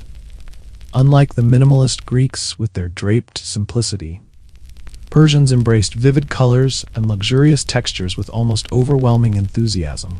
Silk, which reached Persia through the early trade routes from China, was reserved exclusively for the elite, and it became the canvas for some of the most intricate embroidery work the ancient world had ever seen. Persian garments were heavily decorated with gold thread, mythical animal motifs, and elaborate geometric patterns that weren't just beautiful, they were symbolic. Every stitched griffin represented protection, every woven lion spoke of royal courage, every intricate vine pattern symbolized fertility and divine favor. The more detailed and complex your clothing, the higher your position in the imperial hierarchy, and the closer your spiritual connection to the divine king himself. Men typically wore long-sleeved tunics with fitted trousers underneath, an innovative combination that was quite revolutionary for its time. While other ancient civilizations relied primarily on robes and loose garments, Persians had adopted practical fitted pants for both comfort and style. This wasn't just a fashion choice, it was a technological advance that would later influence Greek, Roman, and even medieval European dress. A wide, ornate belt often cinched the tunic at the waist, while layered cloaks draped across the shoulders added both visual weight and ceremonial formality. Persian court dress was all about layers, textures, and the subtle art of displaying wealth without appearing gaudy or desperate. Women's Persian fashion followed similar principles of refined luxury. Long dresses with fitted bodices and flowing skirts were common, along with wide sleeves that could be embroidered with precious metals and gemstones. Multiple layers of fabric created depth and movement, while carefully coordinated veils and head coverings demonstrated both modesty and sophisticated taste. Jewelry wasn't just abundant in Persian culture, it was practically mandatory for anyone with social aspirations. Gold necklaces, gemstone bracelets, and intricately carved rings weren't mere accessories. They were investments, status symbols, and spiritual talismans all rolled into one elegant package. The Persian love of jewelry was legendary throughout the ancient world, and for good reason. Headgear carried particular significance in Persian society. The tiara, or kadaris, a tall, pointed headdress often decorated with pearls and embroidery, was the ultimate symbol of Persian royalty and divine authority. Even lower-ranked courtiers, wore embroidered caps or turbans as signs of their allegiance and proximity to royal power. Colors had profound meaning in Persian dress. Deep blues and purples were reserved for royalty and high nobility. White represented purity and was often worn by priests during sacred Zoroastrian rituals. Red and gold symbolized fire, the most sacred element in Persian religion, which made these colors particularly powerful and spiritually significant. Meanwhile, thousands of miles to the southeast in ancient India, an entirely different approach to fashion was evolving, one that would prove even more deeply spiritual and philosophically complex. In India, from the Vedic period through the Mauryan and Gupta empires, clothing wasn't just about beauty or status, it was about cosmic harmony, spiritual purity, and the eternal dance between the material and divine worlds. The cornerstone of ancient Indian fashion was something that might seem contradictory to modern minds: unstitched cloth. Instead of cutting and tailoring garments like most other civilizations, Indians wrapped, folded, and draped fabric in an enormous variety of regional and symbolic styles. This wasn't a primitive technique, it was a sophisticated philosophical principle. In Hindu belief, stitching was sometimes considered spiritually impure for ritual wear, so flowing. Uncut fabrics became the canvas for both self-expression and sacred identity. The way you draped your cloth could indicate your region, your caste, your marital status, your religious devotion, and even your current spiritual state. For men, the most common garment was the dhoti, a rectangular piece of cloth, often white or saffron, wrapped around the waist and legs in precise, meaningful folds. Priests wore their dhotis in specific ritual configurations that aligned with religious ceremonies and cosmic principles, while different regions developed their own distinctive wrapping styles that served as geographical identification. Women wore the sari, still famous today but quite different in ancient times.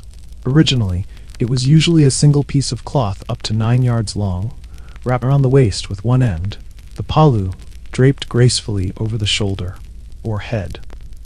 The sari left the midriff bare, not as a fashion statement but as a gesture toward fertility, cosmic openness, and the sacred femininity that Hindu culture revered. Textiles in ancient India were absolutely legendary. Cotton was first cultivated here, and Indian weavers mastered techniques like block printing, resist dyeing, and spinning that produced fabrics so fine they were called woven air. The muslins of Bengal were so delicate and beautiful that they became prized throughout the ancient world. Exported as far as Rome and Egypt, silk production also flourished in India, and silk garments became essential for royal and sacred attire, especially in Buddhist and Jain traditions where the beauty of cloth was seen as an offering to higher spiritual principles. Jewelry in ancient India served multiple cosmic purposes: necklaces, bangles, anklets, nose rings. Each piece carried astrological, spiritual, or marital significance that went far beyond mere decoration. Even children wore protective amulets and talismans designed to ward off negative spiritual influences and encourage positive growth. Hairstyling was considered a sacred art, with elaborate braids, buns, and decorative arrangements that reflected both regional traditions and spiritual beliefs. Flowers, especially jasmine and marigolds, were woven into women's hair, not just for beauty, but for their believed spiritual properties and divine fragrance. Indian fashion embodied something profound about the relationship between the physical and spiritual worlds. Clothing wasn't separate from cosmic order, it was part of it. Every fold, every color choice, every piece of jewelry represented a conscious decision about how to align yourself with divine principles and natural harmony. In both Persia and India, fashion transcended mere aesthetics to become a form of spiritual practice, a way of honoring the cosmic forces that governed both earthly life and eternal destiny. These weren't just clothes, they were prayers woven in silk and cotton, worn daily as reminders of humanity's place in the grand design of existence. And that understanding of fashion as cosmic language, well, that's a thread we'll follow as we explore how other great civilizations expressed their deepest beliefs through the simple act of getting dressed each morning. Rest peacefully tonight, knowing that the human desire to find meaning and beauty in everyday things is as eternal as the stars themselves. Now that we've witnessed the cosmic splendor of Persian courts and the spiritual geometry of Indian dress, it's time to journey to two dramatically different approaches to clothing that would shape the ancient world. Because while China was perfecting harmony through fabric, the so-called barbarian tribes of Europe were celebrating wild freedom through bold, expressive dress that challenged everything civilized society thought it knew about proper fashion. In ancient China, from the Shang and Zhou dynasties through the mighty Han Empire, fashion was far more than simple decoration or protection from the elements. It was a living, breathing system of ethics, cosmology, and imperial order that governed how people related to each other, to nature, and to the divine mandate of heaven itself. The most iconic garment in early Chinese history was the hanfu, a flowing robe with wide sleeves, a crossed collar, and a sash tied at the waist. But this wasn't just traditional clothing. It was a visual embodiment of Confucian ideals about proper living. Every fold, every color choice, every way the garment moved represented concepts like modesty, respect for hierarchy, and harmony with natural order. Men and women alike wore versions of the hanfu, but the specific details, colors, fabric choices, and decorative elements differed dramatically based on social class, age, occupation, and the occasion. The beauty of the hanfu wasn't in its complexity, it was in its ability to express profound philosophical concepts through simple, elegant design. Color regulation was absolutely crucial in Chinese imperial fashion. Under the Zhou dynasty, strict color codes were established that aligned with the five elements philosophy that governed Chinese understanding of the natural world. Yellow represented Earth and the center of the universe, making it sacred to the emperor alone. Red symbolized fire and the south. Blue-green represented wood and the east. White stood for metal and the west. And black embodied water and the north. To wear the wrong color wasn't just a fashion mistake. It was a direct challenge to cosmic order and imperial authority. Yellow was so exclusively reserved for the emperor that wearing it as a commoner could result in severe punishment, possibly even death. This wasn't vanity. It was cosmic law made visible through silk and thread.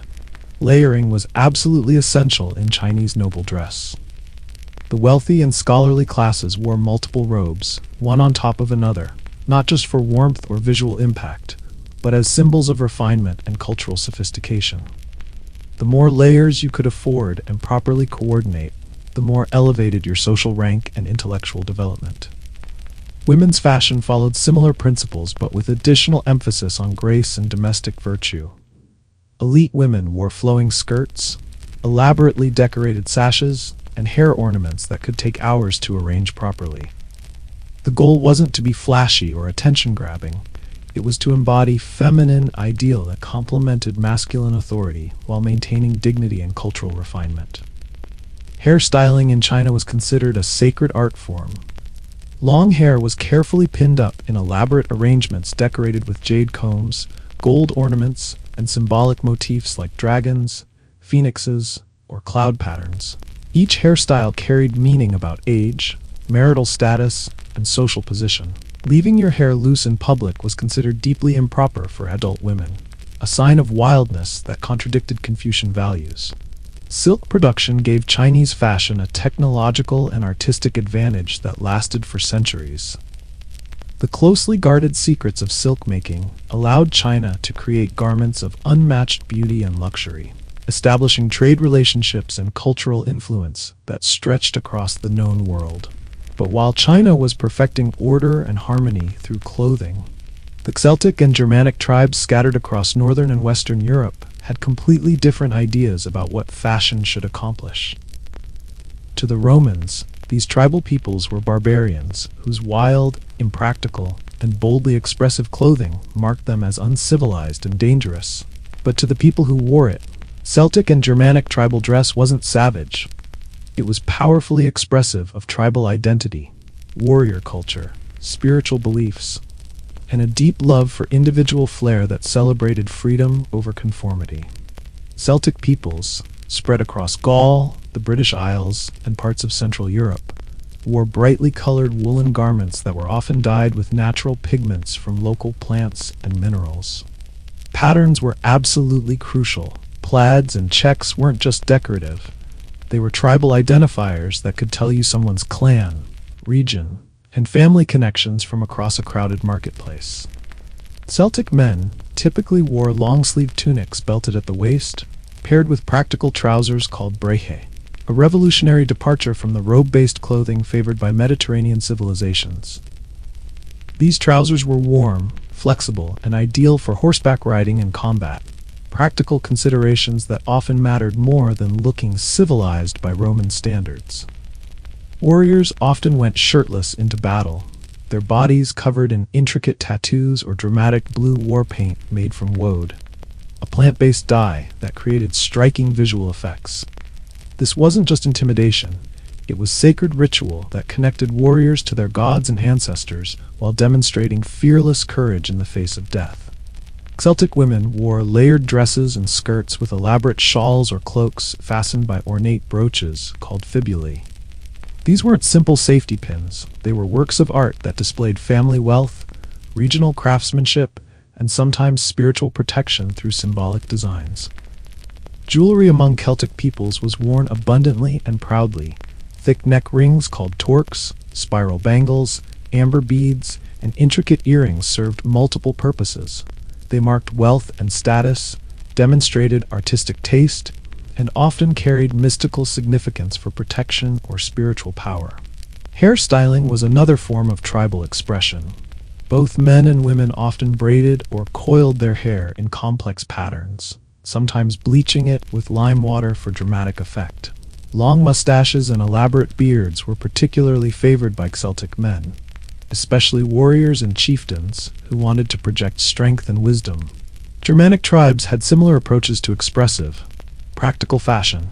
Tunics, woolen cloaks, and layered furs dominated their wardrobes, with animal hides often worn as capes or trim to display hunting prowess and spiritual connections to powerful creatures like wolves, bears, and eagles.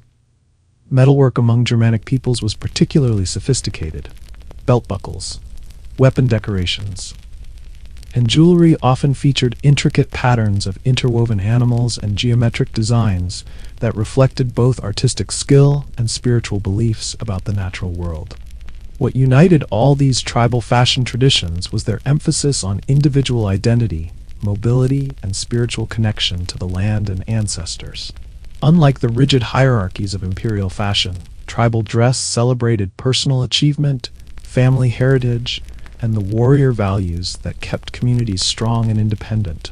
To Roman observers, this wild, colorful, personally expressive fashion was clear evidence of barbarism and lack of civilization. But to the people who wore it, their clothing represented freedom, authenticity, and a refusal to surrender their cultural identity to imperial conformity. The contrast couldn't have been more striking. Chinese fashion sought cosmic harmony through order and restraint, while tribal European fashion celebrated earthly vitality through boldness and individual expression. Both approaches understood that clothing was never just about covering the body. It was about proclaiming who you were, what you believed, and how you chose to live in the world. These different philosophies of fashion would continue to influence human culture for millennia, reminding us that there's no single right way to express identity and meaning through the simple act of getting dressed each morning. And that beautiful diversity of approach, well, that's something we'll see reach new heights of complexity as we explore the sacred spectacle of Byzantine fashion in our final chapter. Rest peacefully tonight, knowing that both order and freedom have their place in human expression, and that clothing has always been one of our most powerful ways to show the world who we truly are. Now that we've explored the divine languages of Mesopotamia and Egypt, the philosophical simplicity of Greece and the imperial power of Rome, the cosmic splendor of Persia and India, and the eternal tension between Chinese order and barbarian freedom, it's time to witness how all these traditions came together in one magnificent, glittering synthesis. Because by the time the Roman Empire evolved into the Byzantine Empire, fashion had become something altogether extraordinary, a sacred spectacle where every thread carried divine meaning. In Byzantium, that Christian empire centered in Constantinople, Clothing wasn't just about status, philosophy, or even cosmic harmony. It had become a sacred language where every thread, every jewel, every embroidered icon was part of an elaborate divine and political performance. The Byzantine court was absolutely obsessed with ceremonial dress, and for good reason. Because in their world, the emperor wasn't just a political leader, he was God's representative on earth. The emperor's robes, known as the loros, were among the most magnificent garments ever created in human history. These were long, jewel-studded bands of silk and gold thread that wrapped elaborately around the imperial body like living religious art. Gold thread wasn't just decorative, it was considered divine material, and pearls, sapphires, and garnets were stitched directly into the fabric to create garments that literally glowed in candlelight. To see the Byzantine emperor in full ceremonial dress was to behold a living icon, a human being transformed into a walking representation of divine authority and heavenly glory. This wasn't mere royal fashion. It was theological statement made visible through the most luxurious materials the medieval world could produce. Color regulation in Byzantium was even more strict than it had been in ancient Rome. Purple, dyed from the incredibly rare murex snail, remained the exclusive right of the imperial family. But this wasn't just legal privilege, it was sacred law. Anyone else caught wearing true imperial purple could face severe punishment, possibly even death, because wearing the wrong color was essentially claiming divine authority you didn't possess. The famous "born to the purple" phrase comes from this tradition, referring to children born to reigning emperors who had the sacred right to wear this most precious of colors from birth. Even small accents of purple on robes or shoes indicated some connection to imperial power, making color itself a form of political and religious communication. Byzantine fashion was fundamentally about layering and modesty, reflecting the Christian values that now dominated imperial culture. Both men and women wore tunics called dalmatica, featuring wide sleeves and embroidered bands known as clavi running vertically down the front. Over these, they wore cloaks like the chlamys, fastened with ornate brooches that were often shaped like crosses or doves. These layers weren't just practical for the sometimes chilly climate of Constantinople. They reflected religious values of humility, dignity, and proper spiritual covering. Byzantine Christianity taught that the human body should be respectfully clothed, making fashion itself a form of devotion and moral expression. Women's fashion in the Byzantine Empire was both opulent and devoutly modest. Elite women wore long-sleeved robes with tight cuffs, heavily patterned silk fabrics, and elaborate head coverings that signaled both piety and imperial status. Veils and crowns weren't just accessories, they were symbols of spiritual submission and earthly authority, working in perfect harmony. Jewelry in Byzantine culture reached levels of complexity and spiritual significance that surpassed even ancient Persian courts. Heavy earrings, multi-strand necklaces, and golden belts adorned with religious icons and saints became standard accessories for anyone with social aspirations. But these weren't just luxury items, they were prayers made tangible, protection worn on the body, and reminders of divine presence in daily life. Christianity influenced absolutely everything about Byzantine fashion. Crosses, angels, and sacred inscriptions appeared on belts, pins, and fabric borders. Churches throughout the empire were filled with mosaics depicting saints and royalty wearing these same dazzling robes, creating a visual connection between earthly fashion and heavenly glory that reinforced the spiritual significance of proper dress. Even outside the imperial palace, Byzantine fashion followed strict hierarchical rules that everyone understood and respected. Merchants, scholars, monks, and servants all had clearly defined clothing styles that immediately communicated their role in God's divine order. You didn't just dress for the weather or your personal taste, you dressed for your spiritual and social position in the cosmic hierarchy. The influence of Eastern trade made Byzantine fashion incredibly cosmopolitan. Silk from China, spices and dyes from India, precious stones from Persia, all flowed through Constantinople's markets and into the wardrobes of the empire's elite. Byzantine tailors and embroiderers became master craftsmen who could incorporate artistic techniques from across the known world into garments that were uniquely Christian and imperial. What made Byzantine fashion truly revolutionary was how it synthesized all the ancient traditions we've explored together. The divine symbolism of Egypt and Mesopotamia, the philosophical dignity of Greece, the imperial authority of Rome, the cosmic harmony of Persia and India, the expressive craftsmanship of tribal Europe, all came together in Constantinople to create something entirely new. Byzantine dress represented the pinnacle of ancient fashion achievement, where clothing had evolved from simple protection into complex communication, from personal adornment into sacred art, from social convention into divine worship. In Byzantium, fashion wasn't just what you wore. It was how you prayed, how you proclaimed your faith, and how you participated in the ongoing drama of salvation itself. This magnificent tradition would continue for over 1,000 years, influencing medieval European fashion, Islamic court dress, and even modern religious vestments. The Byzantine understanding that clothing could be simultaneously beautiful, meaningful, and sacred would echo through centuries of human culture. And so our journey through ancient fashion comes to a peaceful close. From the fringed robes of Mesopotamian priest kings to the jeweled splendor of Byzantine emperors, we've seen how human beings have always used clothing to express their deepest beliefs about identity, society, spirituality, and their place in the grand design of existence. Fashion was never just about fabric and style. It was about meaning, connection, and the eternal human desire to transform the simple act of getting dressed into something beautiful, significant, and worthy of remembrance. Every civilization we visited understood that clothing was a language, and that language spoke of hopes, dreams, and the endless human quest to find dignity and purpose in daily life. From Mesopotamian fringes to Byzantine gold, fashion was never just fabric. It was destiny stitched in silk, divinity woven in wool, and humanity's eternal conversation with beauty, meaning, and the sacred mystery of being human. Rest peacefully tonight, knowing that the desire to look beautiful and meaningful is as old as civilization itself, and that every morning when you choose what to wear, you're participating in one of humanity's oldest and most enduring forms of self-expression. Sweet dreams, fellow travelers through the magnificent wardrobe of human history.